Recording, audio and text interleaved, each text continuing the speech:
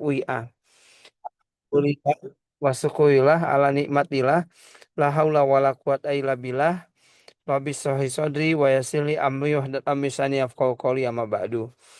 Bu Bu Nurwinda Sulistiawati, sebuah penghormatan kepada Ibu. Ibu berkenan menjadi kuliah tamu, pengisi kuliah tamu di program studi BK FKIP UIA.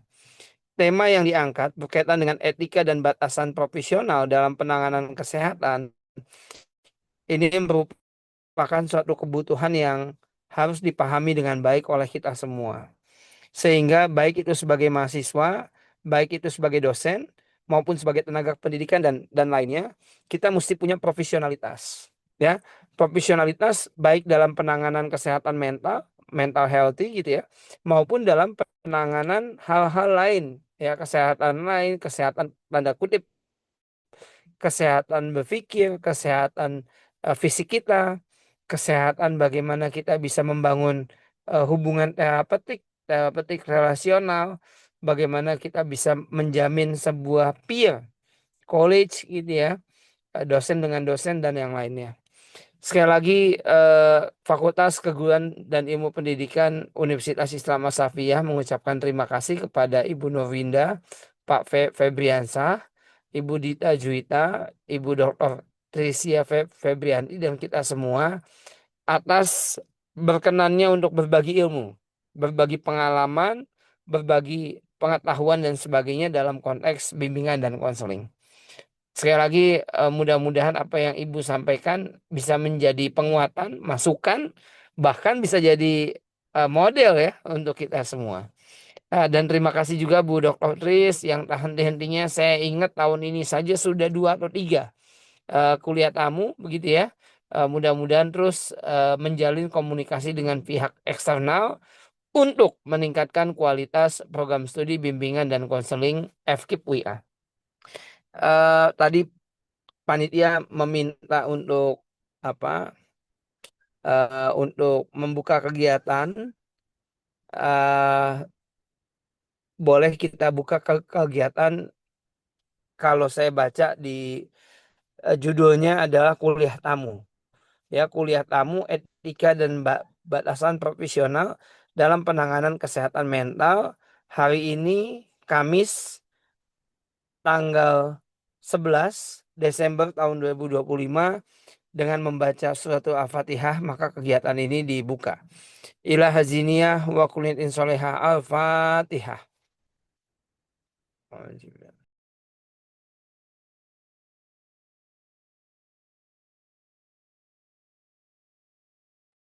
Amin ya bal alamin. Terima kasih sekali lagi kepada semua pihak, Bu Nurwinda, Pak Febriansa, dan semuanya yang sudah membantu kegiatan ini dan proses tukar menukar keilmuan, pemahaman dan pengetahuan sehingga kita bisa jalannya bersama dan kita bisa maju bersama. Demikian saja, terima kasih ya Bu Dita, Bu Putri, silakan dilanjut. Hadanaulillahi ajmain. Assalamualaikum warahmatullahi wabarakatuh. Waalaikumsalam.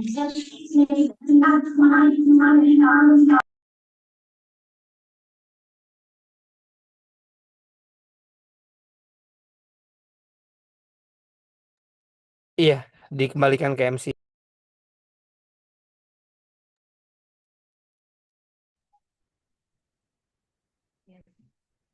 Kami ucapkan terima kasih kepada Bapak Dr. Misbah Fikrianto FMM SI MPD.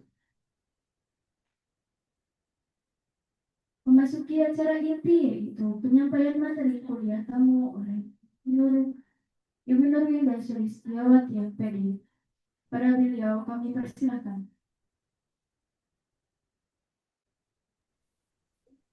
Oke, baik. Bismillahirrahmanirrahim. Assalamualaikum warahmatullahi wabarakatuh. Waalaikumsalam. Terima kasih kepada MC yang sudah memberikan mempersilahkan saya gitu, untuk membantu menjalankan diskusi ini. Sebelumnya kita sapa dulu yang dibuat Pak Dekan, Bapak Dekan, FKIP, ya, oh iya.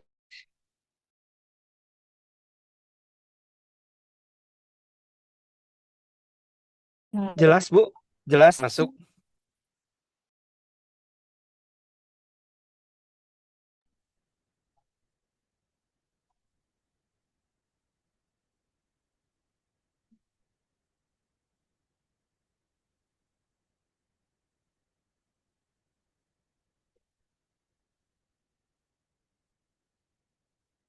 Ya, kita lanjut. Mohon maaf karena ada sedikit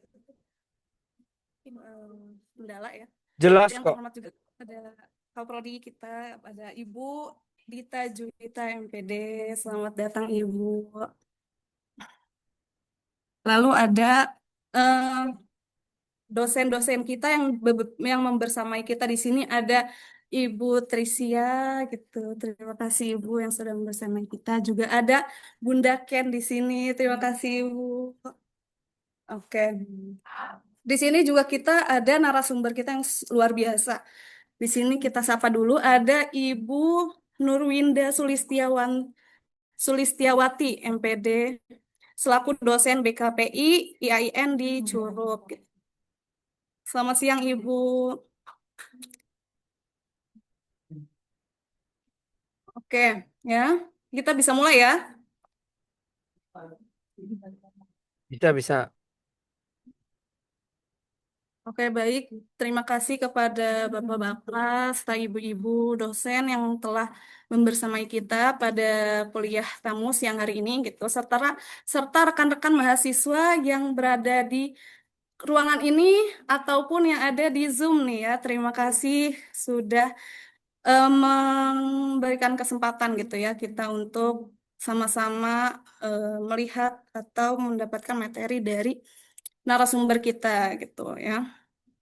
Puji syukur kehadirat Allah Subhanahu wa taala karena atas rahmat dan karunia-Nya kita dapat sama-sama berkumpul sekali lagi di sini dalam kuliah tamu yang bertemakan etika dan batasan profesional dalam penanganan kesehatan mental. Boleh tepuk tangannya? Di sini ya, sangat seru sekali. Cek. Oke, sebelumnya perkenalkan nama saya Dia Hoirunisa dari saya seorang mahasiswi semester 1 di program studi bimbingan konseling di Universitas Islam Asyafi'iyah ini. Di sini saya akan memandu jalannya diskusi kita pada siang hari ini. Sebelum itu, apakah teman-teman yang di sini sama yang di Zoom gitu ya di rumah sudah kenal belum dengan narasumber kita? Belum ya? Penasaran ya pasti ya? Di sini kita punya narasumber yang sangat luar biasa. Saya sudah membaca CV-nya itu, beliau tuh sangat inspiratif lah bagi saya gitu ya. Boleh kita sama-sama melihat CV-nya sebelum saya membacakan.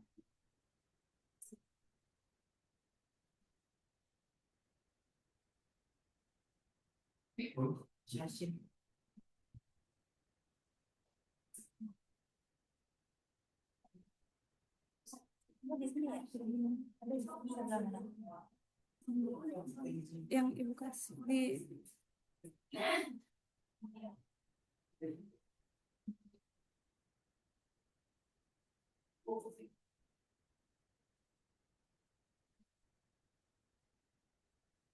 Oke, baik ya. Saya akan bacakan kembali untuk CV narasumber kita ini. Beliau adalah Ibu Nurwinda Sulistiawati MPD. Ibu Nurwinda ini menempuh pendidikan S1 bimbingan konseling di Universitas Bengkulu nih. Wah, Masya Allah ya. Pada tahun 2010 dan melanjutkan studinya ke jenjang S2 itu bimbingan dan konseling juga di di Universitas Negeri Padang pada tahun 2015.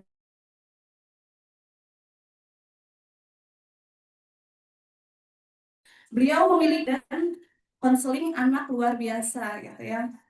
Beberapa penelitian dan karya beliau itu meliputi pengembangan modul kesehatan reproduksi, layanan informasi pencegahan pelecehan seksual, serta intervensi berbasis mindfulness untuk meningkatkan psychological well-being pada mahasiswa gitu ya. Gimana nih melihat pengalaman serta jejak rekam beliau, kita gitu kan begitu komprehensif dan sangat menarik menurut saya ya. Untuk itu tanpa mengulur waktu lama, marilah kita persilahkan untuk Ibu Nurwinda untuk memaparkan materinya pada siang hari ini. Mungkin silahkan Ibu. Baik, bismillahirrahmanirrahim.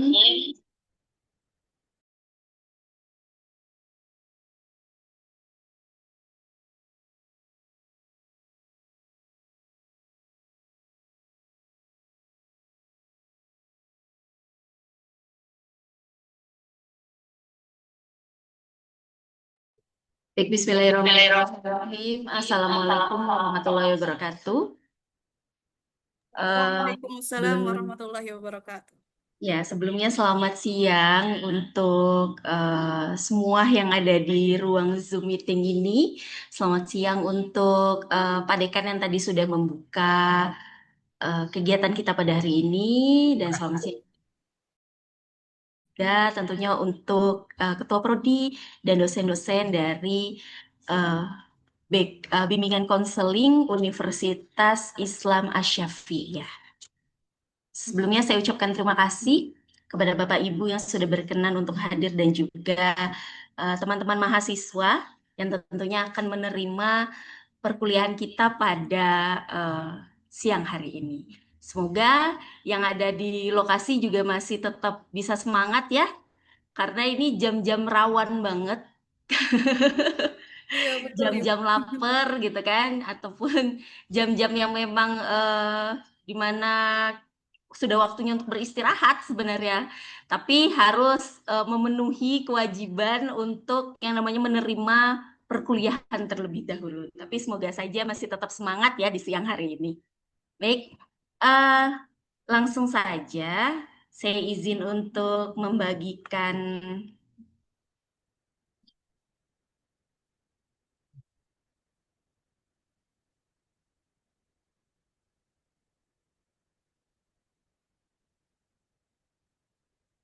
Izin Mbak, materinya masuk?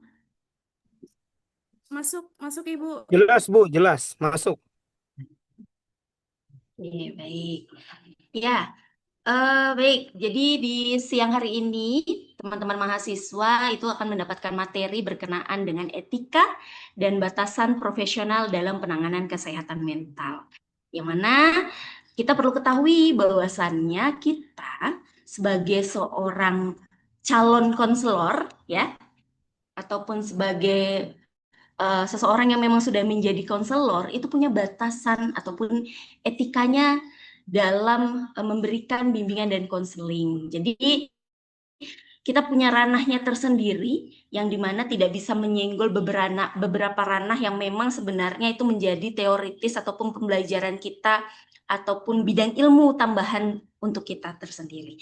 Nah, jadi di materi ini berkenaan dengan etika dan batasan profesional dalam penanganan kesehatan mental, kita perlu ketahui bahwasannya konselor itu memiliki peran yang penting banget dalam mendampingi peserta didik, tentu karena dengan masalah akademik yang mereka dapatkan, masalah sosial yang mereka terima, ataupun emosional pada mahasiswa, ataupun kita sebagai individu manusia, itu memerlukan bantuan-bantuan dari seorang konselor. Nah, ada beberapa hal yang perlu kita pahami terkait dengan penanganan isu dari kesehatan mental itu, di mana kita membutuhkan kepekaan dan empati, serta kompetensi yang jelas.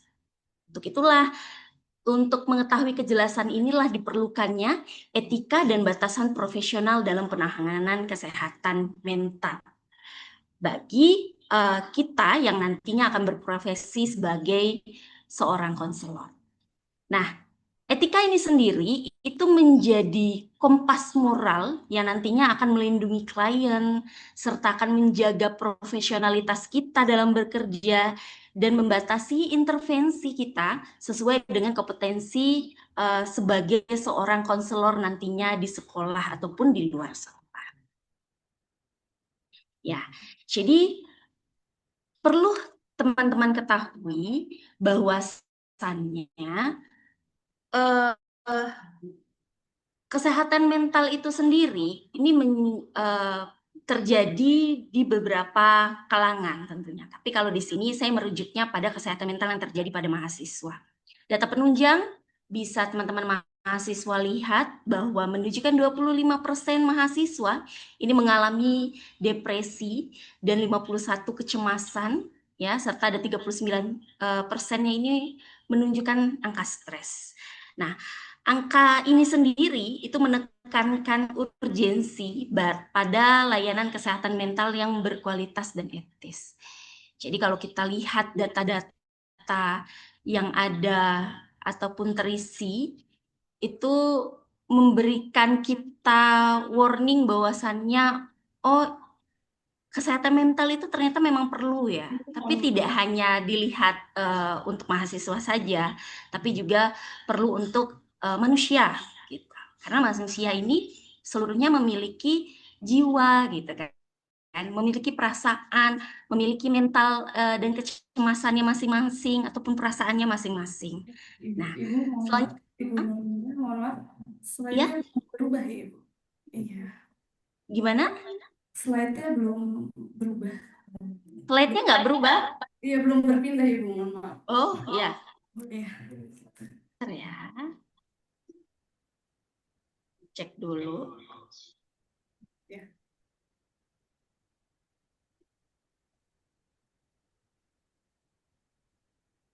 Kalau ini berubah. Oke, sudah mungkin bisa Ya. diperbesar, Ibu. Gimana, Mbak? Mungkin bisa diperbesar, Ibu. Kalau di tempat saya udah diperbesar. Ya, bisa di full screen, bisa F5 mungkin.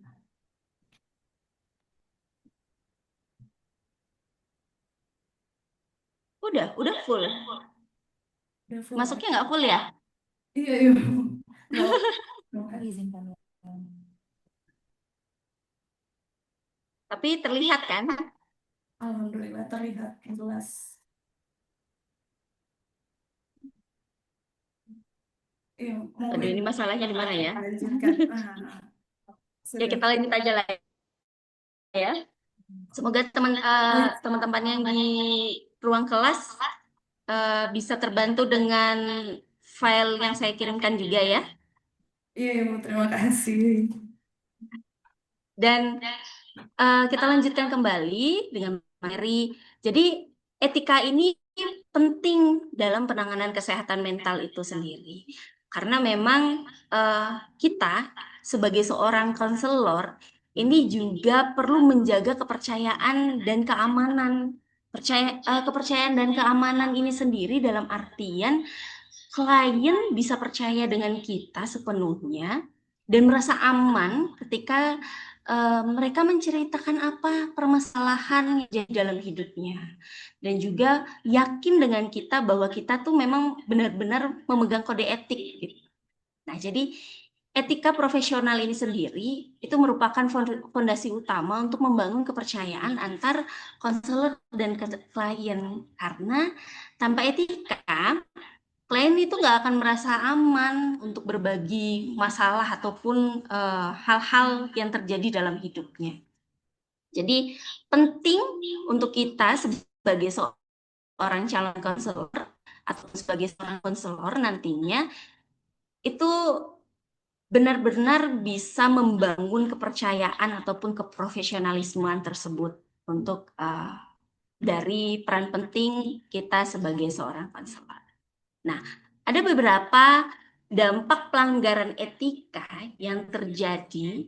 Salah satunya ini adalah pelanggaran etika itu tidak hanya merusak hubungan terapeutik aja.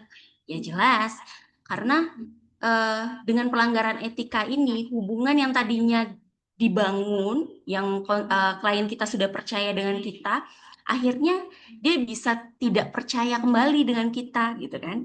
Ketika kita keluar dari ranah ataupun keprofesionalan tersebut. Dia akhirnya tidak percaya lagi, dan juga ini dapat menimbulkan kerugian psikologis yang mendalam bagi klien, bahkan merusak reputasi dari profesi kita sendiri. Jangan sampai akhirnya dengan ketidakprofesionalismean yang dibangun tadi, akhirnya klien jadi tidak percaya dengan kita, tidak karena impact-nya itu tidak hanya ke diri konselornya saja, tapi juga ke tagline konselornya itu sendiri gitu. Jadi berimbas pada orang lain juga yang statusnya sebagai konselor. Akhirnya mereka nggak akan percaya gitu, nggak akan trust. Oh ternyata kalau cerita sama konselor nih, konselor bakalan bisa ember gitu kan. Nah itu akibat dari pelanggaran etika yang terjadi. Jadi jangan sampai satu hal membuat kesalahan sehingga berimpact pada yang lainnya juga. Selanjutnya, ini ada beberapa prinsip etika profesional dalam kesehatan. Nah, jadi yang pertama, ini ada beneficent non-malfeasance. Kira-kira udah kelihatan belum, Mbak? Layar saya ya.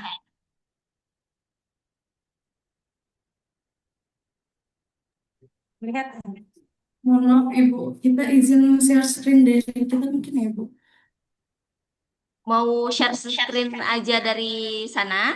Iya, ini alhamdulillah sudah. Boleh, boleh. Kalau memang ini kesulitan, boleh Sudah. dilanjut.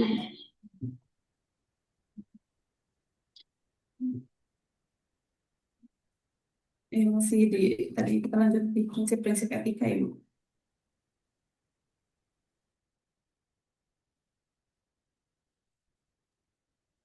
Ya, bisa dilanjutkan Bu Winda. Ini udah dari kita. Share-nya udah dari kita.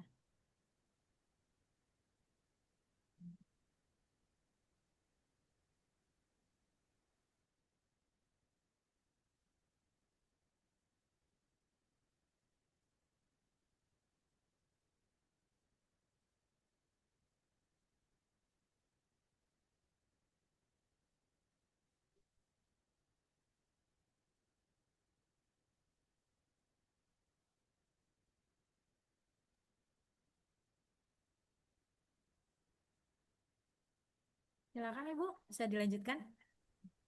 Sudah, bisa?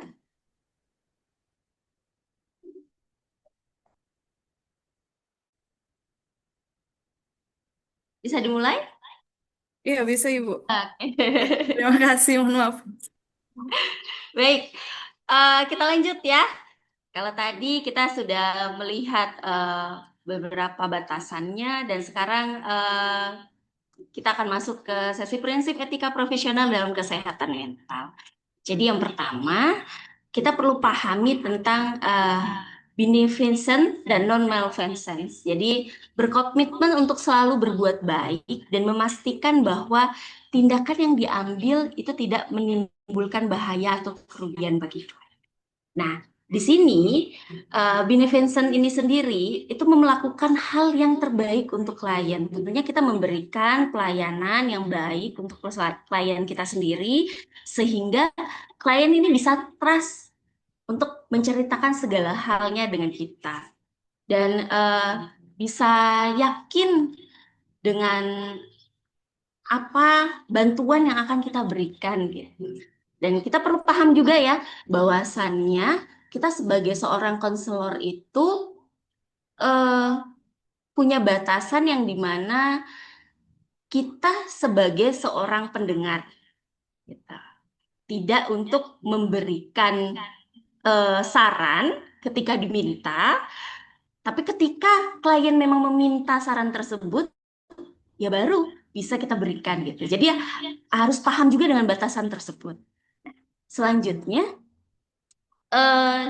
di non malfeasance ini sendiri itu di mana kita tidak melakukan atau membiarkan tindakan yang membahayakan klien. Jadi kita mesti tahu dulu nih dan lihat dulu nih kliennya. Kira-kira masalahnya yang dia hadapi itu membuat dia membahayakan dirinya sendiri atau tidak. Karena ketika klien sudah melakukan hal yang itu membahayakan dirinya sendiri, kita mesti namanya menjalankan layanan konseling kita yang bernama alih tangan kasus. Karena kita nggak bisa memaksakan sesuatu yang memang itu sudah urgensi, yang sudah akan menimbulkan kerugian pada diri klien, itu tidak bisa kita yang menanganinya. Kita harus sadar itu gitu. Karena batasan dan etika itu tadi. Nah, selanjutnya ada yang namanya otonomi. Jadi kita menghormati hak klien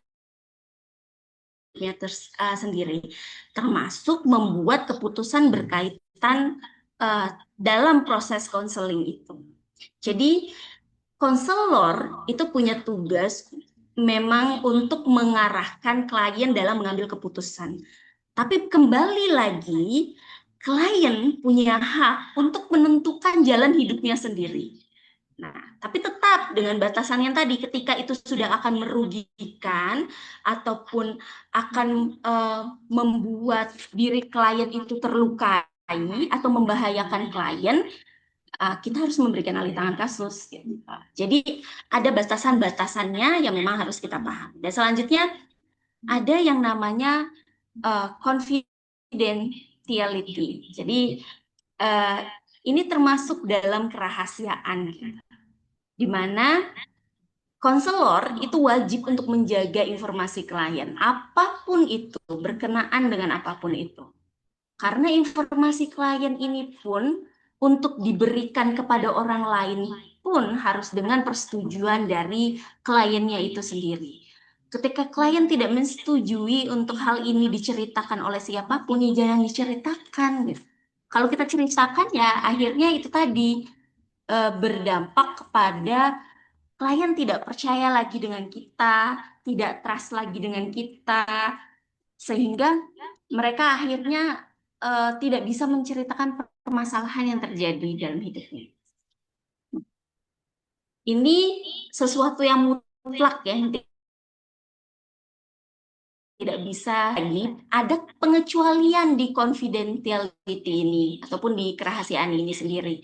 Pengecualiannya itu adalah ketika ada resiko berbahaya pada klien ataupun diri klien dan juga orang lain.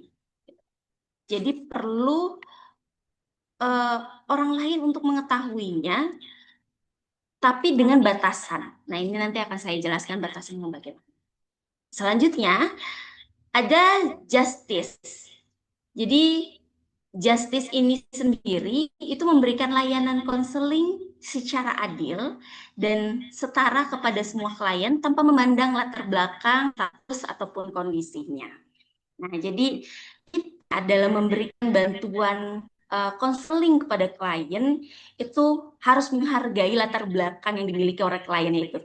Mulai dari budaya yang berbeda, agama yang mungkin berbeda, ataupun latar belakang keluarga yang berbeda, dan kemampuan dari kliennya itu sendiri ketika menerima bantuan konseling. Karena tidak semua klien itu bisa dengan mudah menerima apa yang bantuan yang sedang kita berikan. Terkadang bisa jadi kliennya itu justru bingung. Arah konselingnya ini sebenarnya maunya kemana sih? Arah konselingnya ini sebenarnya bagaimana sih gitu. Sehingga membuat konselornya itu sendiri bisa kebingungan juga gitu. Nah, tapi dengan adanya justice ini sendiri, kita bisa memberikan pelayanan yang adil sehingga kita bisa mencairkan suasana dan juga paham dengan kondisi yang terjadi pada kliennya.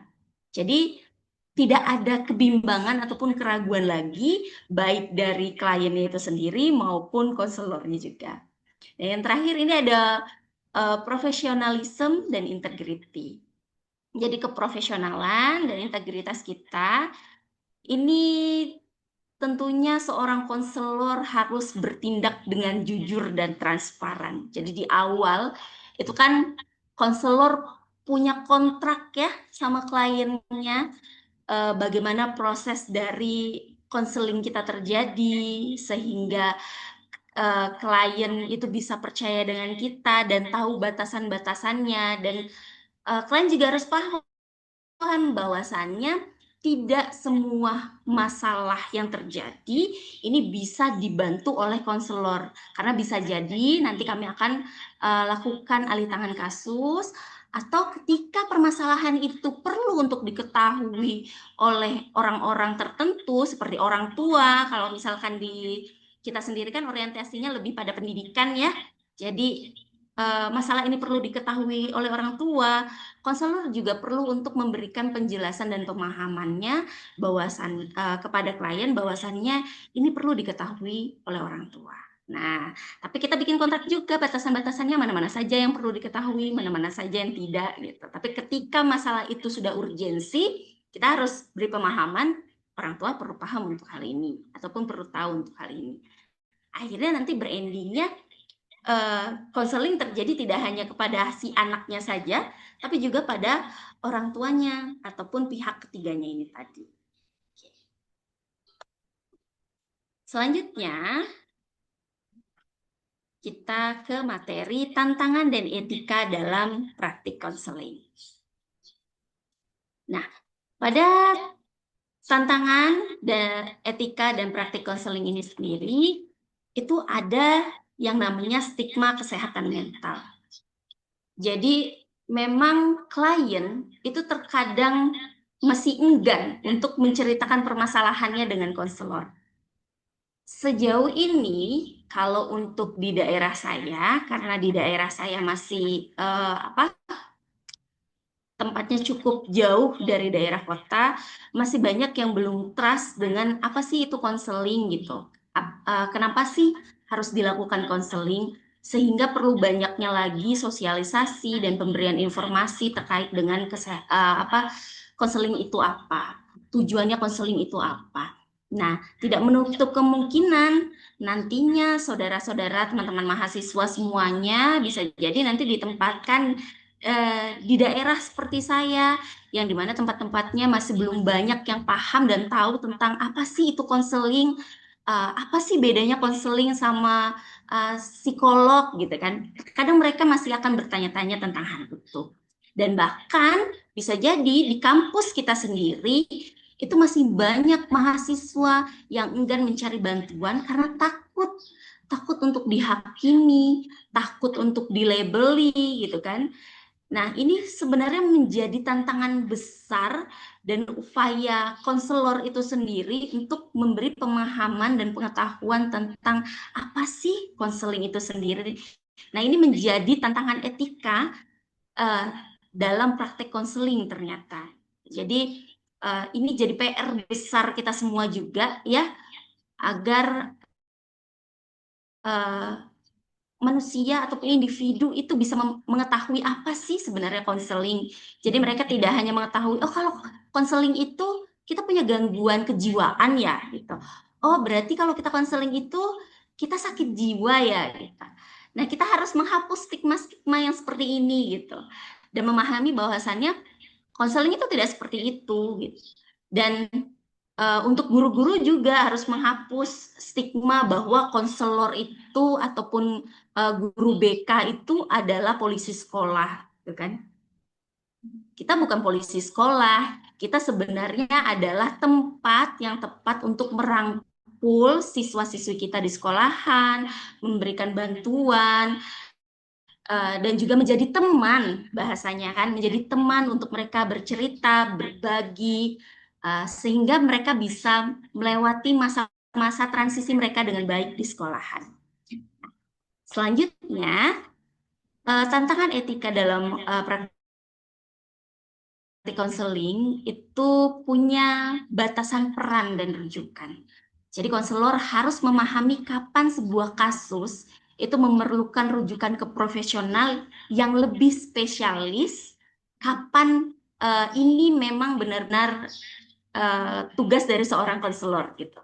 Jadi harus paham itu, karena kita punya ranah yang berbeda antara kita psikolog, psikiater, itu punya ranahnya yang berbeda. Ketika itu sudah masuk pada permasalahan mental, gitu kan, ada permasalahan-permasalahan urgensi yang membuat seorang individu itu bisa melukai dirinya sendiri. Nah, itu bisa masuk ke ranah-ranah yang lain, bukan ranah kita. Dalam artian bisa kita alih tangan kasuskan ke psikolog, atau bisa kita alih tangan kasuskan ke psikiater. Tapi kita punya batasan gitu, punya batasan kompetensinya. Jadi bisa kita lihat apakah ini masalah gangguan mental yang berat gitu kan. Kalau memang itu masalah gangguan mental yang berat, ya tentu harus sudah dialih tangan kasuskan karena itu bukan ranah kita. Terus kalau seandainya ini merupakan sebuah trauma berat, nah itu juga harus sudah dialih tangan kasuskan karena kita ranah kita sudah tidak bisa memberikan bantuan ketika masalah ini adalah sebuah trauma berat. Jadi ranah kita masih di ranah-ranah yang memberikan bantuan pendampingan lah gitu. Nah, selanjutnya ketika seseorang punya gangguan makan, nah ini kan berarti kan dalam artian sudah bukan ranah kita lagi gitu untuk memberikan bantuan tersebut ataupun ketergantungan zat adiktif itu juga sudah bukan ranah kita. Jadi ada beberapa gangguan-gangguan perilaku yang kompleks juga itu merupakan alih tangan kasus dari keprofesionalan yang lain.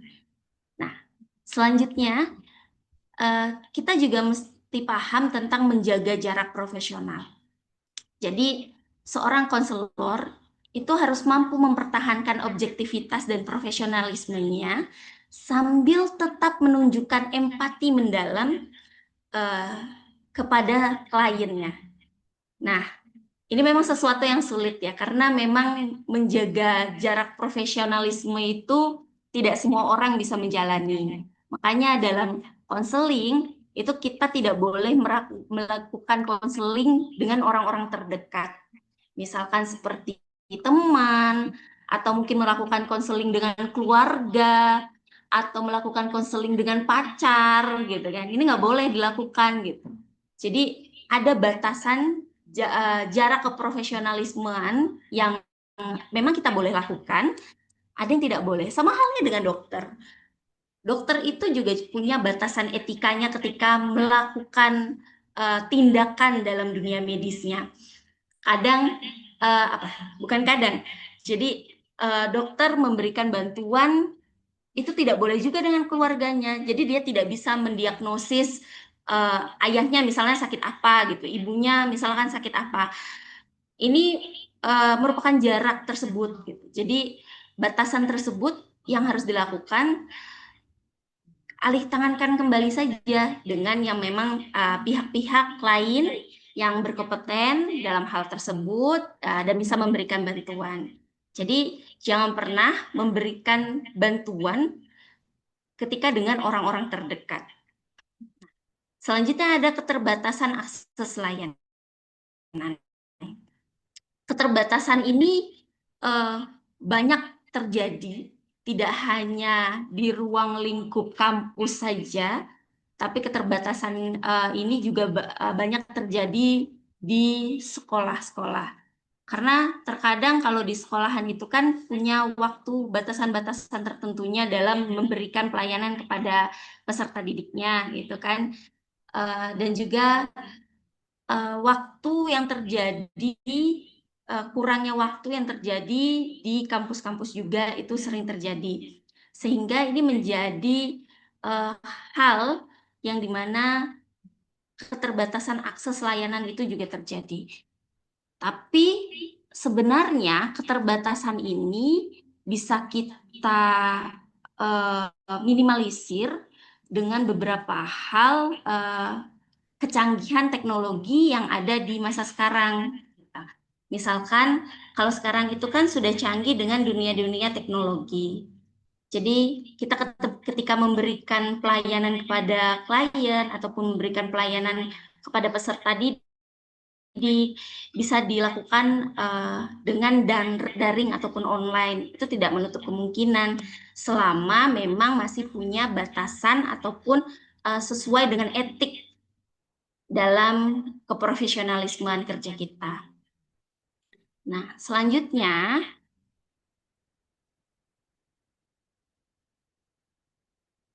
masuk pada batasan profesionalisme yang harus dipahami mahasiswa bimbingan dan konseling. Jadi kita sebagai mahasiswa BK itu harus paham mana yang merupakan kerja kita. Ngeborong semuanya. Kalau semuanya tuh harus kita yang kerjain. Enggak. Terkadang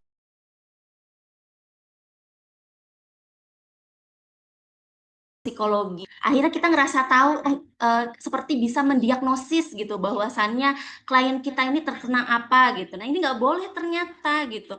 Karena ini bukan ranah kita. Walaupun kita sebenarnya memang tahu, oh misalkan ini nih ada masalah OCD nih atau ada masalah bipolar nih gitu. Nah, walaupun kita paham, jangan pernah sampaikan itu ke klien gitu. Tapi lebih baik alih tangan kasuskan saja dengan pihak yang memang pada ranahnya ataupun pada bidangnya gitu. Jadi jangan jadi sok tahu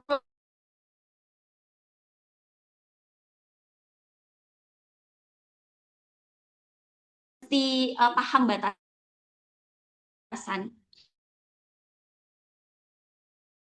Konselor yang saya jelaskan dalam dunia medis dalam artian apakah itu ranah dari psikiater untuk menjelaskan si klien ini didiagnosis apa gitu kan masalah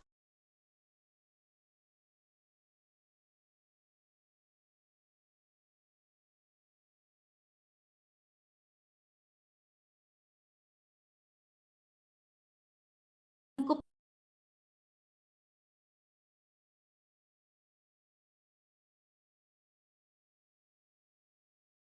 mendampingi klien kita untuk dia bisa menjalani kehidupannya sehari-hari, mendampingi untuk dia bisa mengambil keputusan atas masalah yang dia hadapi dan mengambil keputusan atas jalan keluar yang ada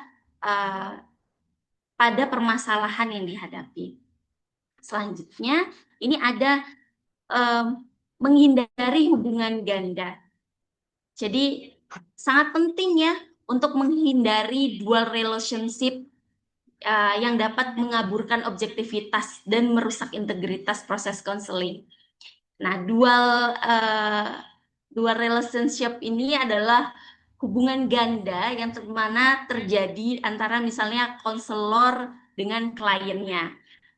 Konselor dan klien ini bisa jadi dia mengkonseling keluarganya sendiri, itu nggak bisa. Ataupun mengkonseling pacarnya sendiri, ini nggak bisa karena sudah punya hubungan ataupun pemikiran yang berbeda. Kita seperti udah tahu gimana ya kalau sebagai seorang individu ataupun manusia biasa itu ketika akan mengkonseling saudara sendiri, keluarga sendiri, pasti merasa punya jawaban atas permasalahan yang saudara kita hadapi sendiri. Kamu tuh harusnya nyelesain masalah kamu tuh kayak gini gitu. Nah, itu nggak boleh. Jadi nggak ada dual hubungan ini, hubungan yang double ini nggak boleh itu terjadi.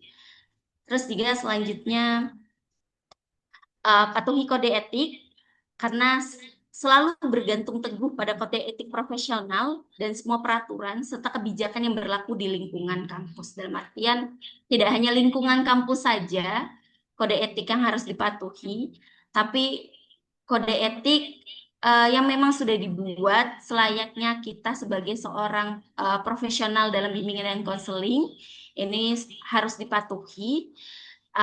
Dan ada yang namanya kerahasiaan dengan pengecualian. Jadi kerahasiaan ini sendiri adalah prinsip utama kecuali jika ada resiko serius terhadap keselamatan klien ataupun orang lain yang memerlukan tindakan khusus.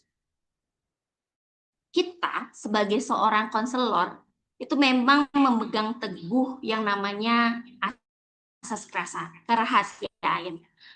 Tidak semua orang boleh mengetahui apa yang terjadi dengan klien. Tidak semua orang harus mengetahui apa yang dihadapi klien ini sendiri, gitu kan. Tapi kita sebagai seorang konselor ini itu juga harus paham bahwasannya untuk kita jaga sehingga ketika itu memang sudah urgensi yang harus diketahui pihak tertentu, itu bisa untuk diberikan pemahaman. Jadi misalkan klien kita punya masalah yang dimana masalahnya itu cukup urgensi. Tapi hal ini tidak bisa hanya klien kita aja yang tahu. Orang tuanya misalkan perlu tahu. Nah, di sini kerahasiaan itu menjadi pengecualian. Karena orang tuanya perlu tahu dengan apa yang dihadapi oleh klien kita. Jadi tidak menutup kemungkinan konselor untuk memberikan pengertian kepada orang tuanya bahwasannya si anak itu punya permasalahan yang seperti ini. Nah, jadi dengan kerahasiaan yang dengan pengecualian ini berending biasanya orang tuanya juga dapat konseling, si anaknya juga dapat konseling gitu. Nah, dan ada berapa rujukan tepat guna dalam batasan profesional yang harus dipahami mahasiswa bimbingan konseling. Karena kasus-kasus yang kompleks atau di luar jangkauan keahlian itu harus segera dirujuk kepada tenaga profesional yang berlisensi. Selanjutnya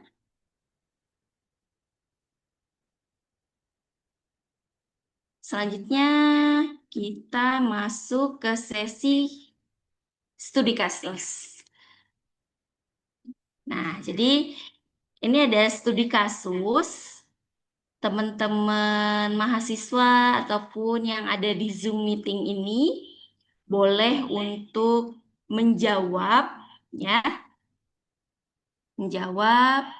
apa sih sebenarnya yang harus dilakukan oleh kita sebagai seorang konselor ketika menghadapi permasalahan yang seperti ini. Jadi, boleh dijawabnya satu-satu dulu ya. Mungkin untuk Ibu moderator ataupun Mbak moderatornya bisa dibantu. Kita bisa lihat sama-sama di studi kasus. Ini ada seorang siswa kelas 9, tiba-tiba prestasinya menurun, ya kan? Dia sering tampil gelisah dan menghindari teman-temannya. Di media sosial, dia sering memposting kalimat, aku capek banget, gitu kan. Jadi, dengan konselor pun dia mengaku sering menangis, terus dia juga suka melukai dirinya sendiri dengan cutter ya, dengan benda tajam.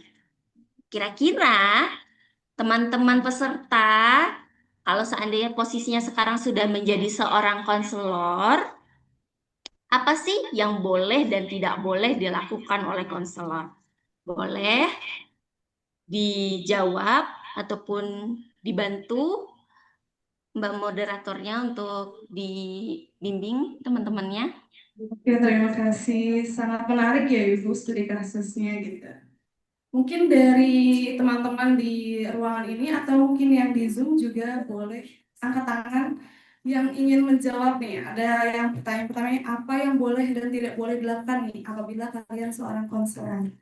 Itu mungkin dari teman-teman yang ada di ruangan dulu, terlebih dahulu ada yang ingin menjawab. Silahkan. Sangat menarik ya, apa yang boleh dan tidak boleh dilakukan nih. Ini ceritanya kita sebagai konselor ya Ibu ya. Ya, sebagai konselornya. Mungkin kakak dan teman-teman di ruangan, atau saya tunjuk nih, kan sebagai calon konselor ya kita semua ya, amin gitu ya. Sebentar lagi kan jadi konselor kan? Ya betul, amin Ibu. Silahkan Atau mungkin yang di Zoom bisa angkat tangan, ada silakan memencet fitur raise hand ya. Itu ya, Silakan. itu Yang di belakang itu ya. Bantu boleh. sebelah siapa? Coba jawab ya pertanyaan ini. Ya, maju ya. Baik, ada mahasiswi dari yang ada di ruangan ini. Silahkan langsung saja perkenalkan nanti. Itu lihat ke situ ya kameranya. Ya. Assalamualaikum warahmatullahi wabarakatuh. Waalaikumsalam warahmatullahi wabarakatuh. Perkenalkan, saya Salawatul Halbaiti, mahasiswa semester 1 dari bimbingan konseling. Izin jawab ya Ibu, mungkin kurang tepat karena saya juga masih belajar. Apa yang boleh dan tidak boleh dilakukan oleh konselor, ini menurut pandangan saya. Kalau saya sebagai konselor, saya bakal ngelakuin, pertama saya tanya dulu kenapa dia sering nangis dan melukai tangannya dengan cutter. Yang kedua, saya bakal kasih edukasi kalau melukai diri sendiri itu gak baik. Yang ketiga, ini ada lagi, balik lagi ke materi sebelumnya, saya tuh gak boleh mendiagnosa penyakit yang misalkan kayak dia tuh, oh kamu udah kena sakit mental, udah gini-gini, nggak boleh. Jadi saya nggak boleh ngelakuin itu. Saya cuman yang paling pengen saya lakuin adalah kasih edukasi kalau membahayakan diri sendiri itu udah nggak baik. Karena tadi udah jelasin di sini, berkomitmen untuk selalu berbuat baik dan memastikan bahwa tindakan yang diambil tidak menimbulkan bahaya atau kerugian. Jadi saya pengen memastikan klien saya itu berhenti untuk melukai tangannya sendiri gitu. Dan kalau misalkan selama konseling itu beberapa kali konseling dan dia masih melakukan itunya apa sih melukai tangannya, baru saya akan melakukan rujukan kepada yang ahli gitu, antara psikolog atau psikiater, dan juga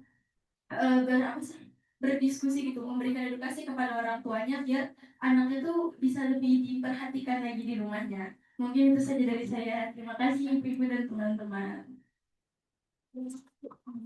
Oke, baik, terima kasih. Sangat menarik ya jawaban dari Kak Salwa gitu. Bagaimana Ibu? Masya Allah. Ini kayaknya diborong semua jawabannya nih Butris ya. Yang tadi mau dikeluarin. Oh, belum ini ya, udah Iya. ternyata ya. Ah, Oh.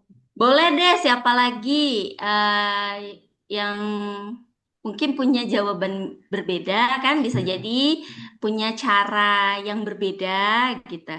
Apa sih yang boleh dan tidak boleh dilakukan konselor? Kita masih di ranah apa yang boleh dan tidak boleh dilakukan konselornya dulu ya. Jangan ke jawab pertanyaan yang tiga di bawah gitu. Oh gitu. Mm-mm. Oke. Kita jawab aja dulu apa sih yang boleh dan tidak boleh Betul ya. dilakukan konselor ketika melihat kasus yang seperti ini gitu. Haikal. Bagaimana teman-teman mungkin di sini? Oke, Ayah, silahkan ada Kitia ya.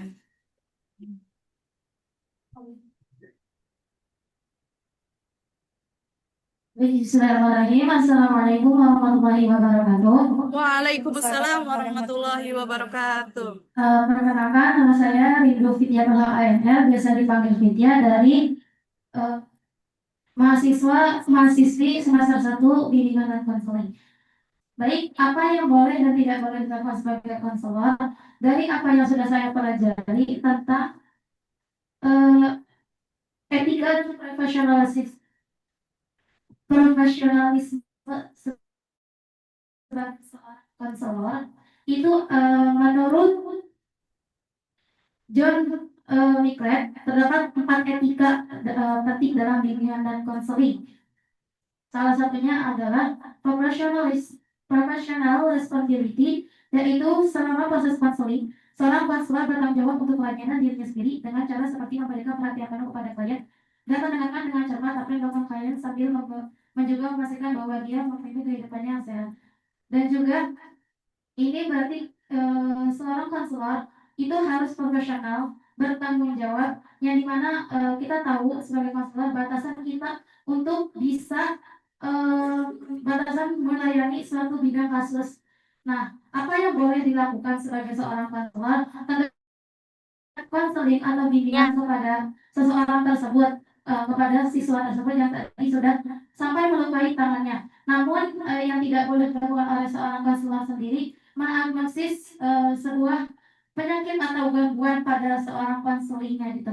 Jadi kita sebagai konselor hanya membatasi diri kita menangani kasus yang memang ada pada bidangnya, guna tidak melanggar kode etik, yaitu melanggar, mohon maaf, guna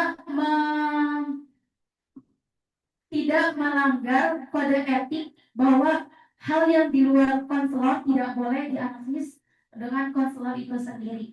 Jadi profesional, apa yang bisa kita tangani, apa yang tidak boleh kita tangani, jangan langsung kita tangani yang bukan di luar kendali seorang konselor, seperti itu. Baik, terima kasih. Wassalamualaikum warahmatullahi wabarakatuh. Waalaikumsalam warahmatullahi wabarakatuh. Wah, sangat ini ya, ada dasarnya gitu. Berarti kita tidak boleh menjadi si paling-paling gitu ya. Harus ada batasannya. Ya, bagaimana ini? Ya, jadi memang apa yang boleh dan tidak boleh dilakukan itu ada batasan profesionalnya. Ya tepat sekali, karena memang batasan profesional ini yang bagaimana dulu yang harus kita ketahui. Uh, jadi teman-teman mahasiswa, ini ada jawabannya. Apa yang boleh dan tidak boleh dilakukan seorang konselor ketika menghadapi permasalahan yang seperti ini? Itu yang boleh, pertama, kita memberikan ruang yang aman. Nah, kenapa memberikan ruang yang aman? Yang memberikan ruang yang aman klien untuk menceritakan permasalahan yang terjadi. Jadi dia udah cerita nih kan, dia ngaku kenapa dia sering menangis, kenapa dia sering melukai dirinya sendiri, gitu. Nah itu kita terima, kita tampung, kita sediakan dia ruang yang aman untuk bercerita. Dan selanjutnya, konselor itu bisa melakukan asesmen resiko melukai diri. Nah, jadi ini dilakukan untuk mengurangi frekuensi, melihat intensitasnya, niat bunuh dirinya apa, dan alat yang digunakannya itu apa. Juga tentu kita sebagai seorang konselor itu perlu untuk ditanamkan dalam diri kita adalah memiliki sifat ataupun sikap empati kepada klien. Nah, ini yang harus ditanamkan pada diri seorang konselor. Kita harus punya empati yang tinggi. Nah, ini boleh dilakukan ketika empati konselor itu diberikan kepada kliennya untuk kasus seperti ini. Bahkan nggak hanya kasus ini aja, kasus apapun itu, konselor harus punya empati yang tinggi. Dan selanjutnya, itu kita harus menyusun rencana keselamatan sederhana dulu. Jadi untuk lihat siapa yang bisa dihubungi gitu kan untuk hal seperti ini, dan siapa sih kira-kira yang bisa memberikan dorongan minimal untuk melukai diri sendiri itu muncul gitu kan. Kita sebagai konselor bisa memberikan hal tersebut untuk klien kita gitu. Sehingga dia bisa lebih berpikir lagi untuk tidak melukai dirinya sendiri. Ini bisa dilakukan. Dan tentunya kita sebagai seorang konselor itu harus mencatat proses konseling secara profesional. Nah, jangan lupa ya, ternyata konselor itu punya kumpulan data yang sangat banyak. Jadi kalau seandainya di sekolah guru-guru pada banyak yang iri gitu kan sama guru BK, itu guru BK-nya cuma duduk-duduk aja gitu di ruangan, nggak ada kerjaannya. Oh, jangan salah. Laporan kita sebenarnya justru sangat banyak gitu. Kita asesmen kita juga sangat banyak. Perlakuan yang diberikan guru BK itu juga sangat banyak. Sehingga profesi ini tidak bisa dipandang sebelah mata. Karena kita memang memberikan bantuan itu secara langsung dan pendampingan secara langsung yang diberikan kepada peserta didik kita ataupun klien kita.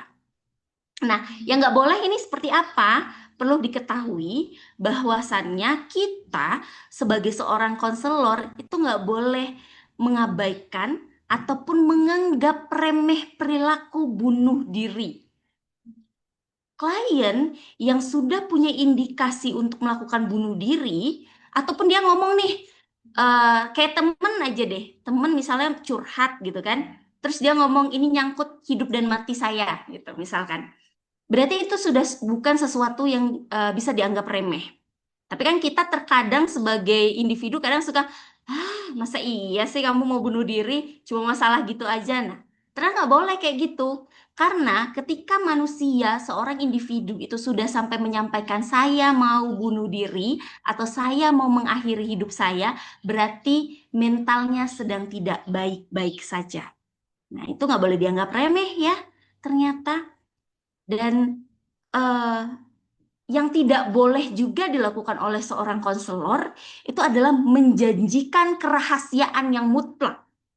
Jadi ketika klien itu menjanjikan, kamu yakin deh cerita sama saya, masalah kamu akan aman, tidak akan diberitahu oleh siapa saja gitu kan, kayak sesuatu yang pasti banget. Itu nggak boleh. Karena ternyata kita perlu kontrak juga sama klien ketika ada hal-hal yang urgensi, hal ini tidak bisa dirahasiakan sendiri, ada pihak-pihak tertentu yang harus diinformasikan, diberitahu, sehingga klien tuh bisa terbantu gitu. Nah, itu juga harus diberi pemahaman pada kliennya. Dan kita nggak boleh menghakimi, ya. Jadi sebagai seorang konselor, kita jangan menghakimi. Jadi kadang nih mungkin keceplosan kan guru BK, kok bisa kamu mau bunuh diri? Bodoh banget kamu gitu kan misalkan. Atau keceplosan, pendek banget sih pemikirannya gitu. Ini nggak boleh dilakukan sebagai seorang guru BK ya, ataupun sebagai seorang konselor. Jadi kita nggak boleh ngakimin, nggak boleh marah, ataupun memberi label negatif. Nah, tadi kan di keprofesionalan yang di awal sekali, ternyata hal-hal ini nih menyebabkan klien itu jadi takut mau cerita sama kita ataupun mau curhat sama kita gitu, karena hal-hal yang di atas tadi. Nah, selanjutnya coba lebih difokuskan lagi nih jawabannya. Kira-kira apa sih batasan keprofesionalannya untuk kasus yang ada di depan teman-teman mahasiswa?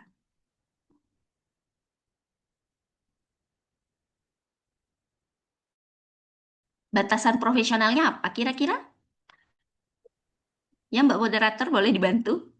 Untuk pertanyaan yang selanjutnya, kan tadi udah nih dijelaskan apa saja langkah-langkah yang boleh dan tidak boleh kita ambil gitu kan sebagai konselor. Nah, yang kedua apa sih batasan profesional gitu? Kan tadi udah dipelajarin nih, ya kan? Bagaimana teman-teman? Apa saja nih menurut teman-teman batasan profesional? Tadi ada yang Ada apa? tadi sih sebenarnya di awal udah jawab nih, tapi kalau bisa difokuskan lagi gitu ya. Kira-kira teman-teman yang lain ada yang mau jawab? Mungkin ada yang mau menjawab dari Zoom? Oh, tidak ada ini ya. Maaf. Gimana teman-teman yang ada di sini nih, yang ada di ruang eksekutif? Coba, jawab. Tadi kan sudah di ini nih. Batas profesionalnya apa? Silakan. Yang lain, yang di pojok-pojok.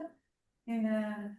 Apa saja sih batasan? Tadi sudah disinggung ya oleh penjawab utama, oleh Kak Salwa nih, udah disinggung apa sih batasan profesional yang boleh ya. Bagaimana?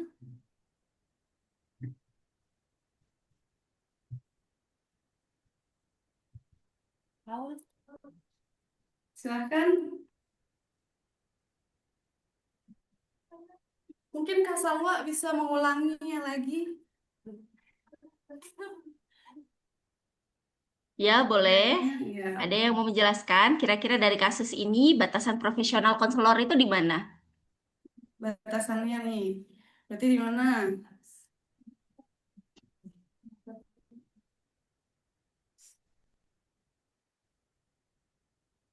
Boleh diulang lagi. Ulang, Mas. Di poin itu batas profesional.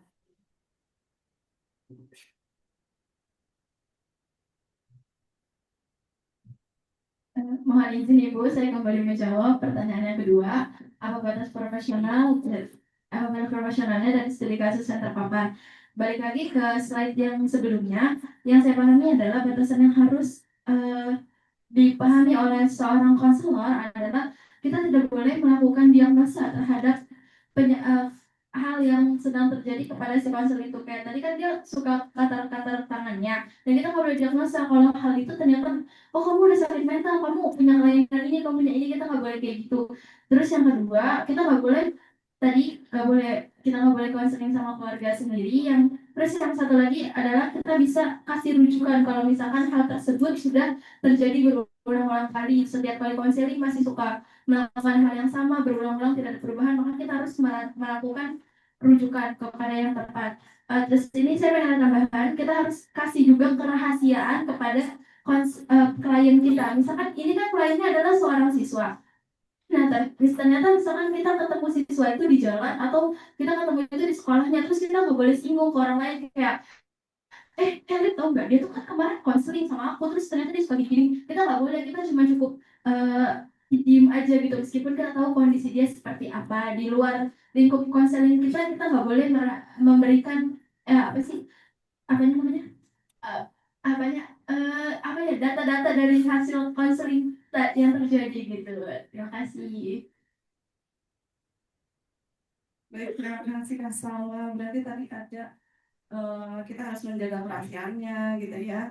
Kita juga tidak boleh apa mendiagnosa gitu kan secara langsung kasus ini. Oh dia ternyata seperti ini gitu ya. Bagus sekali, terima kasih. Masya Allah, luar biasa ya jawabannya. Cepet nangkepnya mahasiswa Putri Shani ya. Luar Alhamdulillah. biasa. Jadi, eh ya, ada beberapa batasan profesional yang bisa kita lihat dari kasus ini sendiri. Jadi, benar kita tidak boleh mendiagnosis, ya, karena itu bukan tugas kita untuk mendiagnosis. Walaupun kita tahu bahwasannya, oh ini sudah masuk pada gangguan mental yang cukup berat, gitu kan.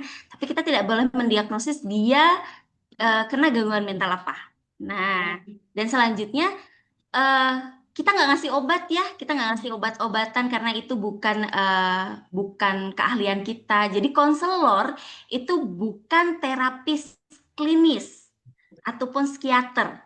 Itu perlu diingatin bahwa kita konselor bukan terapis klinis ataupun psikiater, sehingga yang namanya kasih obat itu bukan tugas kita, dan tidak melakukan terapi klinis yang intensif itu juga bukan eh, bukan kapasitas kita. Jadi ketika kita lihat dulu permasalahan yang dihadapi oleh klien ini. Sudah berapa minggu hal ini tidak terjadi dan tidak sembuh. Ketika sudah masuk 2 minggu masih dengan hal yang sama, oh berarti ini sudah sesuatu yang urgensi yang sudah bukan ranah kita lagi gitu. Karena dia masih sama, masih mencoba untuk bunuh diri gitu kan. Tapi ketika dalam minggu pertama dia ada perubahan, ada progres, berarti kita masih bisa untuk mendampingi. Jadi peran kita sebagai seorang konselor itu mendeteksi dini dan memberikan dukungan awal, juga sebagai penghubung ke layanan profesional selanjutnya.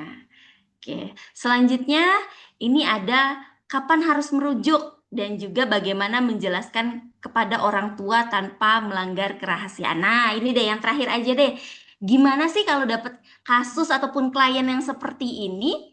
Kira-kira eh, gimana cara teman-teman mahasiswa untuk menjelaskan kepada orang tua tanpa melanggar kerahasiaan? Boleh. Yang terakhir nih, bagaimana menjelaskan kepada orang tua ya, apabila kita mendapatkan kasus seperti ini, teman-teman. Apakah langsung menghubungi, ya kan? Atau bagaimana? Apakah ada yang menjawab, ada yang ingin menjawab? Silahkan yang di belakang mungkin. Bagaimana nih? Tadi kan kita sudah sama-sama dan ini yang mendengarkan.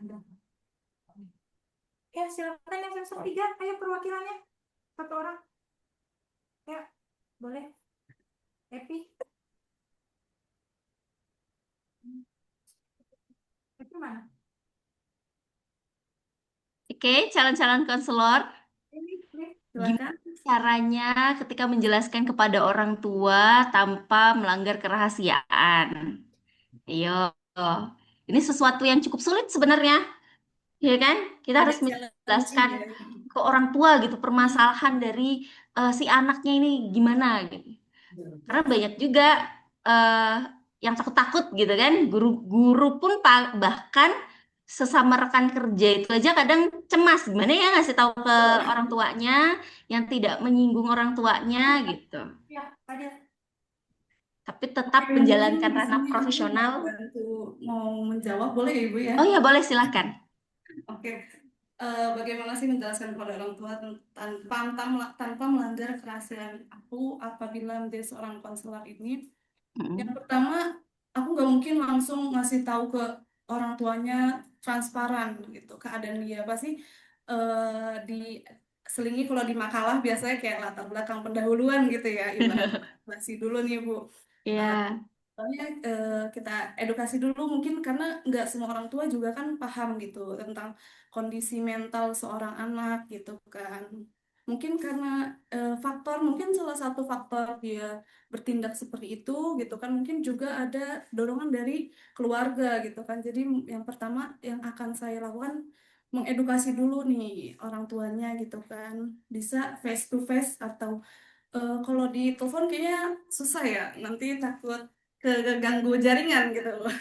Jadi mungkin bisa dipanggil gitu face to face, kita edukasi dulu, lalu kita jelaskan kondisi anaknya gitu kan, tanpa menyinggung, maksudnya tanpa menyinggung anaknya ini, tanpa sebenarnya dia tuh salah atau gimana, tanpa menyalahkan gitu anaknya.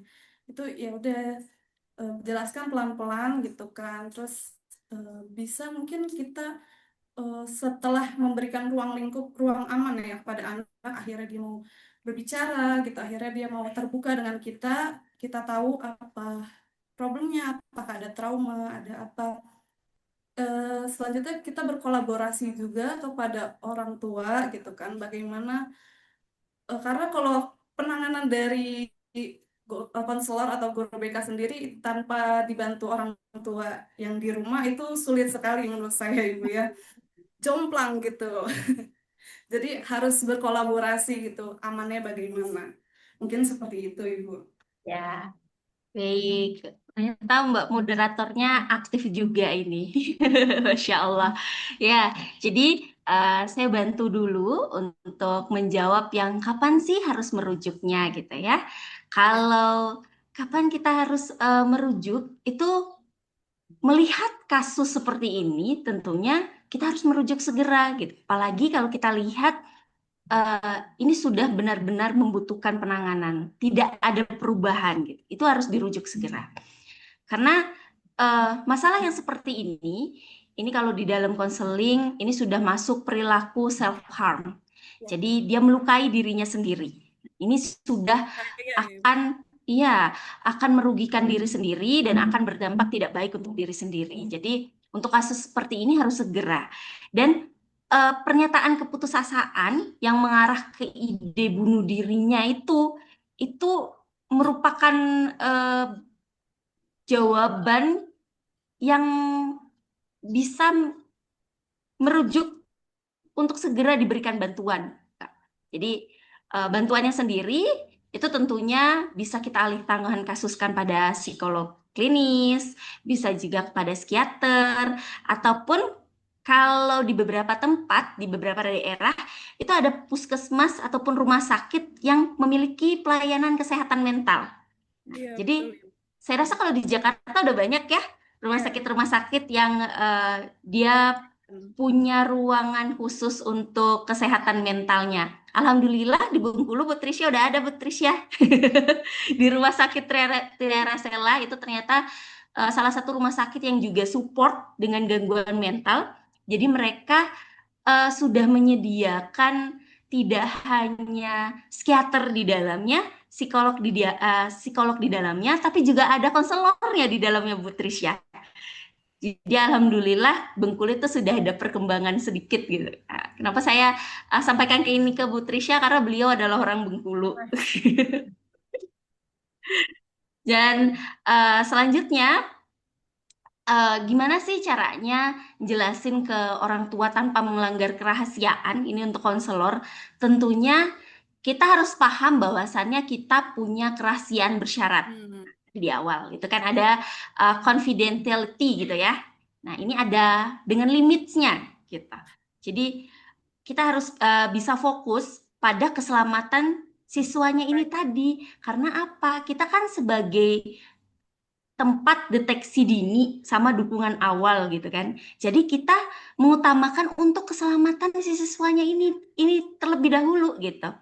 Jadi kalau seandainya dalam proses penyampaian kepada orang tuanya ini bisa dilakukan dengan perlahan dan penyampaiannya dengan perlahan. Misalkan contohnya jadi sampaikan Bapak, Ibu, kami melihat putri dari Bapak Ibu ini sedang mengalami tekanan emosional yang cukup berat dan membutuhkan bantuan profesional agar tetap aman dan sehat. Nah, kemudian dilanjutkan lagi dengan kalimat yang selanjutnya ingin disampaikan apa. Jadi sampaikan ini secara langsung dan menunjukkan bahwa orang tua ini punya tanggung jawab untuk keselamatan dari si anaknya ini sendiri gitu.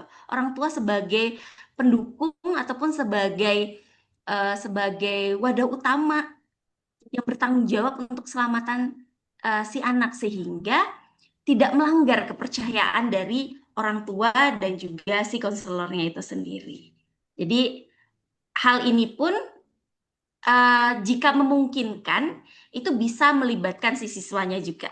Jadi dalam proses pemberitahuan orang tua libatkan juga si kliennya. Tujuannya apa? Tujuannya agar si anak merasa dihargai.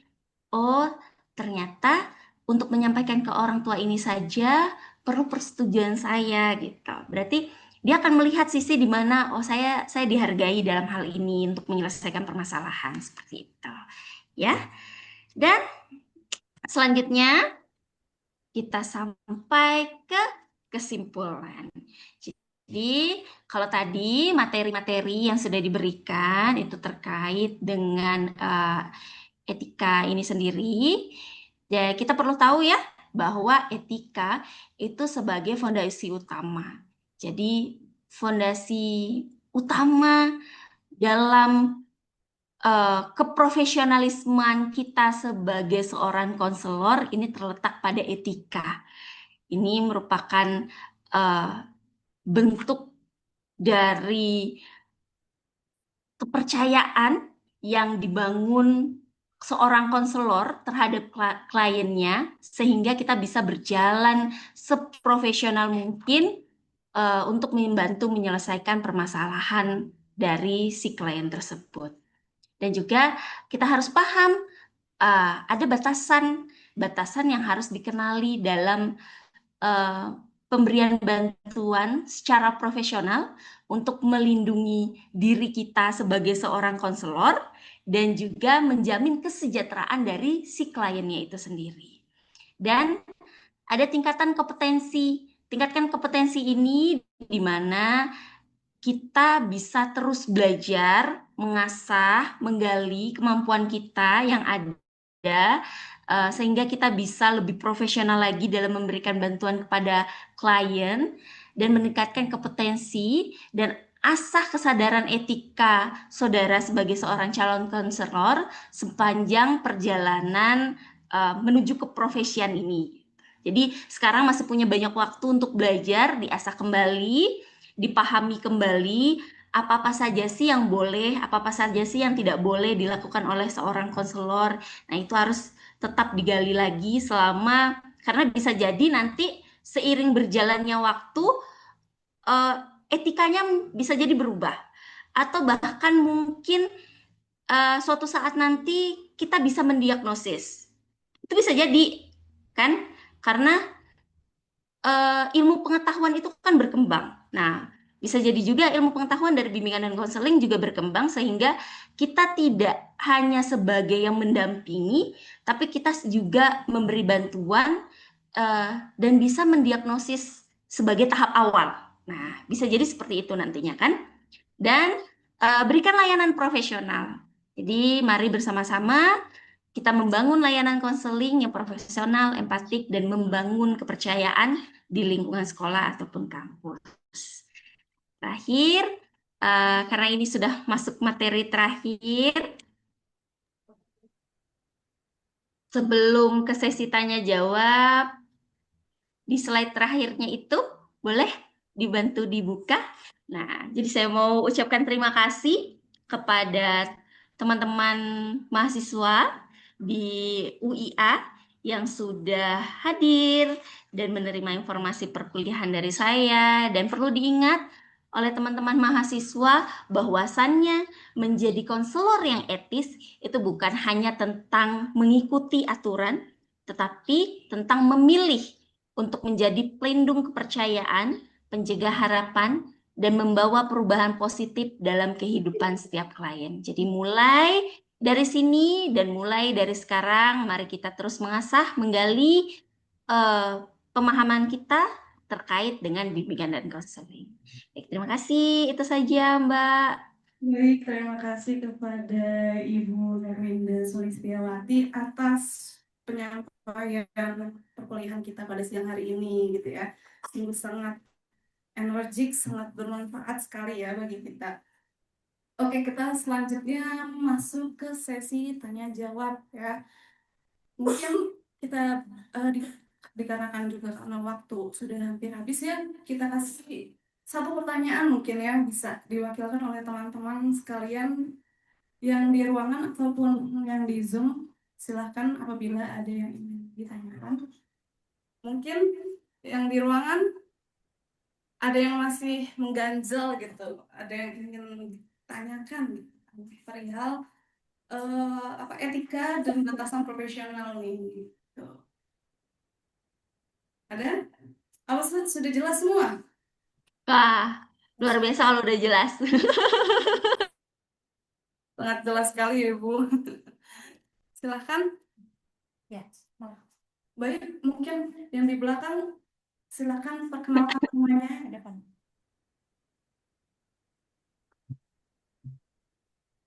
Ya, oh, ada satu ibu dari sini di ruangan ini yang hadir di ruangan ini. Silahkan. Bismillahirrahmanirrahim. Assalamualaikum warahmatullahi wabarakatuh. Waalaikumsalam warahmatullahi wabarakatuh. Perkenalkan, nama saya Aisyah Nuridatsari, FKIP Bimbingan Konseling semester 1. Menurut Ibu, model pengambilan keputusan etika manakah yang paling efektif dan yang paling praktis yang untuk digunakan dalam menghadapi dilema klinis yang mendesak, dan mengapa keputusan yang Ibu pilih itu lebih unggul dari yang lainnya? Sekian Ibu, terima kasih. Assalamualaikum warahmatullahi wabarakatuh. Waalaikumsalam. Warahmatullahi wabarakatuh. Ya baik, terima kasih Kak Aisyah. Bagaimana Ibu? Apakah terdengar jelas? Ya, mohon maaf Ibu, masih Tidak terdengar. tidak terdengar jelas. Boleh Oke. diulangi Maksudnya pertanyaannya. tadi apa saja? Apa metode apa yang tepat nih gitu kan? Yang akan Ibu ambil gitu dalam penanganan kesehatan mental. Seperti itu Ibu.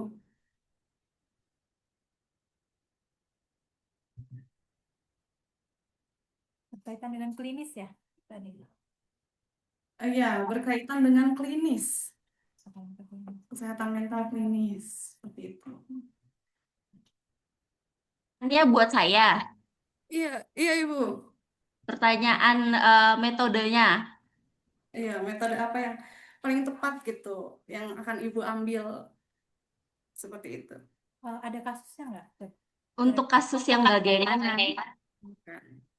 Mungkin Kak Aisyah ada kasus yang lebih konkret gitu. Kasusnya gimana? Kasusnya seperti Kasus apa? klinisnya misalnya.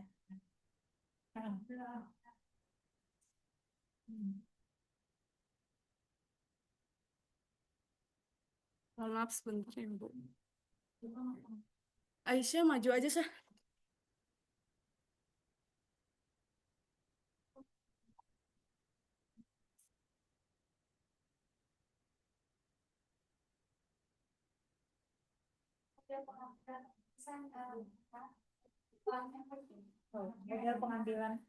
Model pengambilan etika, keputusan etika gitu ya, yang paling efektif dalam pengambilan etika gitu Bu, yang paling efektif.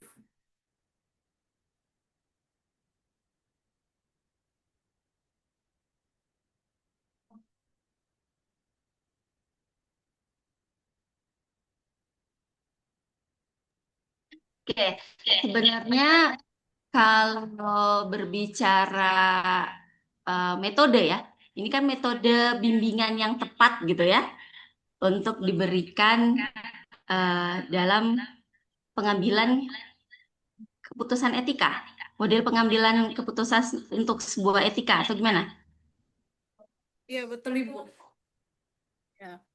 model pengambilan keputusan Oke lah, anggap saja model pengambilan keputusan untuk etika ini sendiri gitu ya. Kalau melihat dari sesuatu yang berbasis konseling individual, berbasis etika itu sendiri, itu biasanya digunakan ketika kasus menyangkut dari isu sensitif. Jadi seperti self harm tadi itu, ya, hal-hal yang dia urgensi kasusnya atau memiliki resiko yang membahayakan diri sendiri, eh, dia akan berfokus pada membangun rapor dan rasa keamanannya, terus menggali masalah dengan empatinya, selanjutnya juga menilai risikonya. Jadi dalam menilai risiko ini biasanya diberikan risk assessment gitu. Ada pemberian risk assessment gitu kan. Selanjutnya bisa mengklarifikasi nilai, pilihan, dan konsekuensi yang ada, dan juga menentukan langkah intervensi sesuai dengan standar dari etika ataupun kerahasiaan versus dari keselamatan itu sendiri gimana gitu. Sehingga pada tahapan metode tersebut itu sering menjadi tahapan inti dalam mengambil keputusan etis. Jadi poin-poinnya ada 5 poin tadi, kita bangun rapor ya, rasa keamanan terlebih dahulu. Setelah itu kita gali masalahnya apa. Tentunya sebagai seorang konselor itu harus menggali masalah dengan empati tadi ya. Konselor kan harus punya empati yang tinggi. Setelah itu gunakan asesmen. Asesmen ini sendiri untuk menimbang resiko yang terjadi pada kliennya itu sendiri apa, baru diakhiri dengan memberikan penilaian, pilihan, dan juga konsekuensinya apa. Sebelum mengambil keputusan untuk konselingnya dilakukan. Oke, baik. Terima kasih Ibu atas Ada sebenarnya ada salah satu model dari etika ini sendiri itu yang saya ingat ya, ada satu model sistematik counseling namanya. Jadi model sistematik counseling ini di mana eh, kasus dari pelanggaran etika itu tidak hanya dilihat dari perilaku siswa, tapi dari lingkungan keluarga, teman sebaya, sekolahnya, terus juga media sosial. Dari sini itu konselor bisa menilai dan memberikan dampak sistematis agar keputusan dari kode etiknya ini tidak hanya fokus pada individunya aja gitu, tapi juga dari kesejahteraan menyeluruh. Kesejahteraan dari klien, kesejahteraan dari konselornya itu sendiri juga. Itu salah satu model sistematik dari konseling. Ya baik, terima kasih Ibu atas jawabannya gitu ya. Sangat jelas ya bagaimana Aisyah? Jelas, oke. Oke, mungkin sudah cukup ya perkuliahan kita pada siang hari ini, ya, siang menjelang sore ya.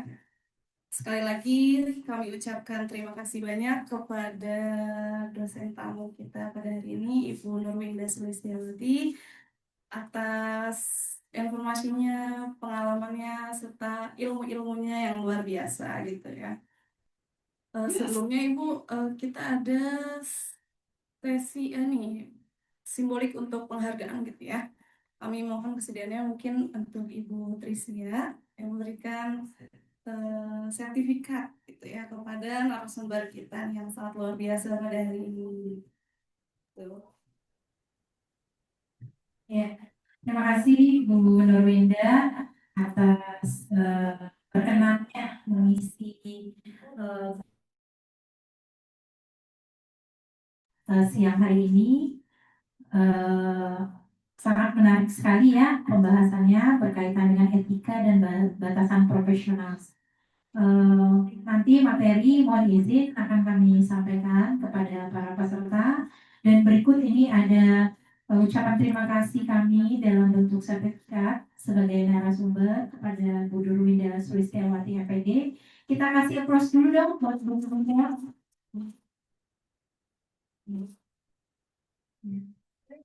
Semoga berkenan atas penyerahan sertifikat ini, dan semoga setelah ini kita akan ada next kolaborasi lain, mungkin pada beberapa mata kuliah lain juga. Semoga Bu Nurwinda selalu berkenan ya berbagi ilmu pada kami khususnya di BKU ya. Saya serahkan kembali ke moderator.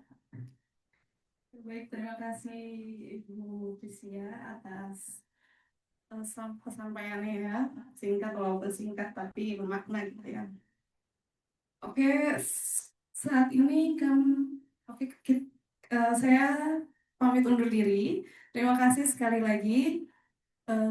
Wassalamualaikum warahmatullahi wabarakatuh. Waalaikumsalam. Saya kembalikan kepada MC kita.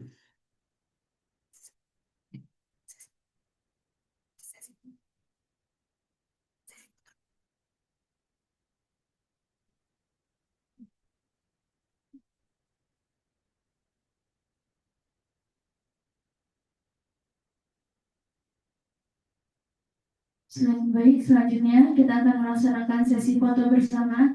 Silakan kepada para audiens ya untuk melakukan sesi foto bersama. Pertama, ini kalau bisa kelihatan ini ya, kelihatan Bu Nurwinda ya.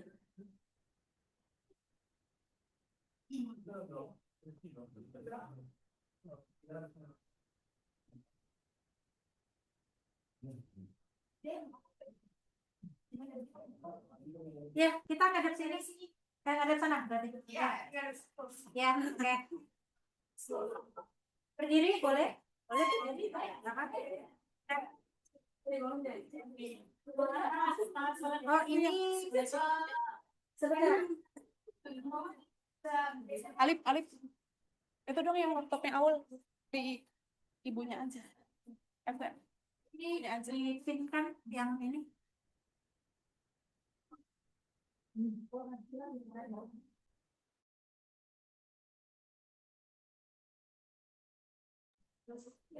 Bu Nurwinda, kita sambil foto bareng. Mohon izin Ibu Nurwinda, kita akan melaksanakan sesi foto bersama ya.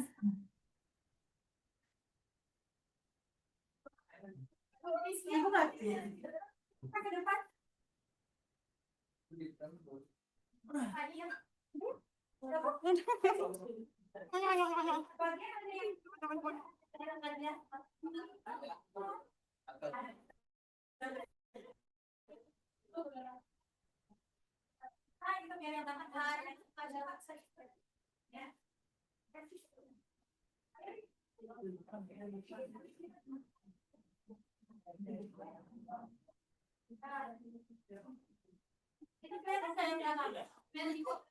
Ibu gaya Bu.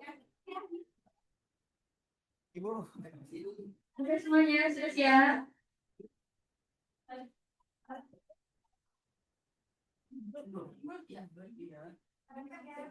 Ibu bergaya Ibu. Satu, Satu, dua, tiga. Oke, satu Satu. konselor, C. Oke. Satu, dua, tiga. Oke. Sekali lagi, Bu.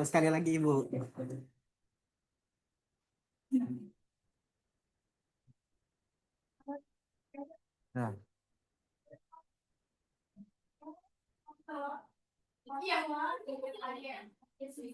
bikin video, Bu, ini, Bu, sekarang, Bu, bikin video. Iya. Oke, ya. Konseling. Ya. Konseling. Yes, we can. Konselor. Yes, I am. Gitu kan? Yes, we can. Yes, I am. Ya. Arahkan ke diri. Oke. Oh, konselor, yes, you can, yes, I am. Konseling. Yes, we can. Konselor.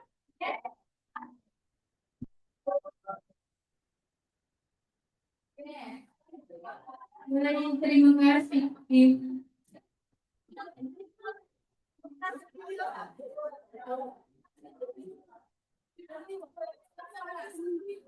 Baik, para hadirin dipersilakan untuk duduk kembali.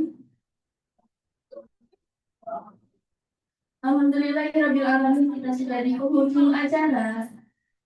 Untuk mengakhiri kegiatan dengan penuh keberkahan, marilah kita mendengarkan pembacaan doa yang akan dipimpin oleh Saudara Alif Fadlan. Kepada Saudara Alif Fadlan dipersilakan.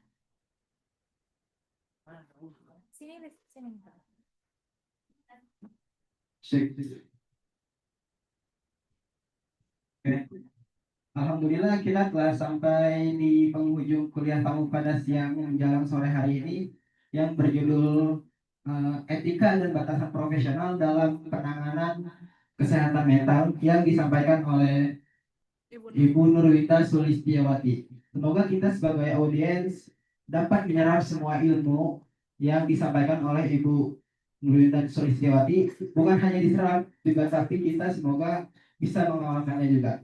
Ala hadiniyah bikulli niyatin salihah wassalamah wal afiyah wal barakah wa ila hadratin Nabi Mustafa Rasulillah sallallahu alaihi wasallam sayyidilillahi lahumul al-fatihah. A'udzu billahi minasyaitonir rajim. Bismillahirrahmanirrahim.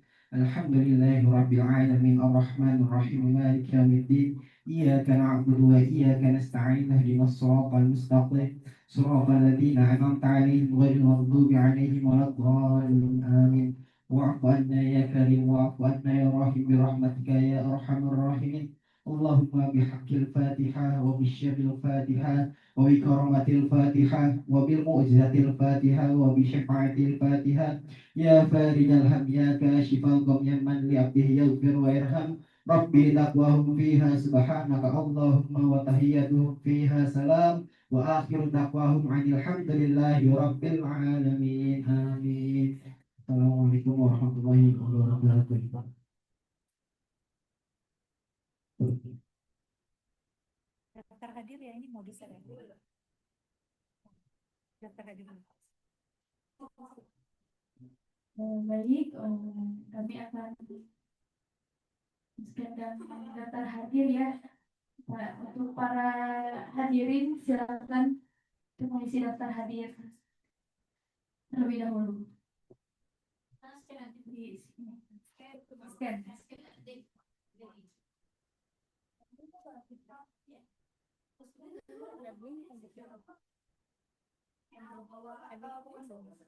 Bukan ending teman-teman. Scan barcode. Mungkin peserta yang di Zoom juga bisa silakan ya. Silakan meng-scan daftar hadirnya.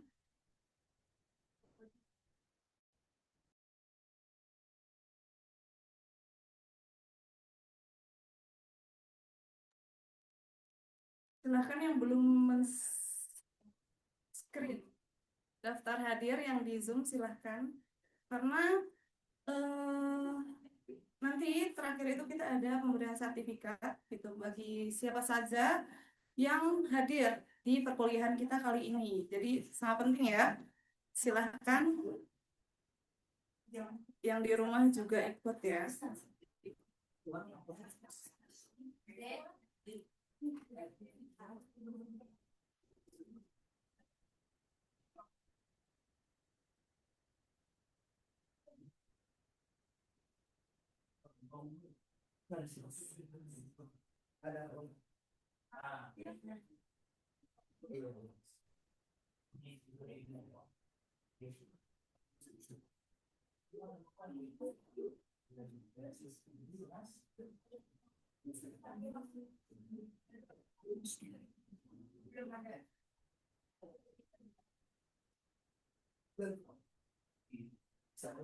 Alhamdulillahirrahmanirrahim. Hadirin sekalian, rangkaian demi rangkaian acara kita laksanakan dengan baik. Saya selaku MC mengucapkan terima kasih kepada semua pihak yang telah berpartisipasi, serta kepada seluruh peserta yang telah mengikuti acara dari awal hingga akhir. Semoga ilmu yang kita dapatkan hari ini membawa manfaat dan dapat diterapkan dalam praktik profesional kita. Akhir kata, wassalamualaikum warahmatullahi wabarakatuh. Warahmatullahi wabarakatuh. Terima kasih banyak Ibu Nurwinda. Ya, sama Bu Trisya. Terima kasih. Saya izin live ya. Ya, silakan Ibu. Terima kasih, Bu.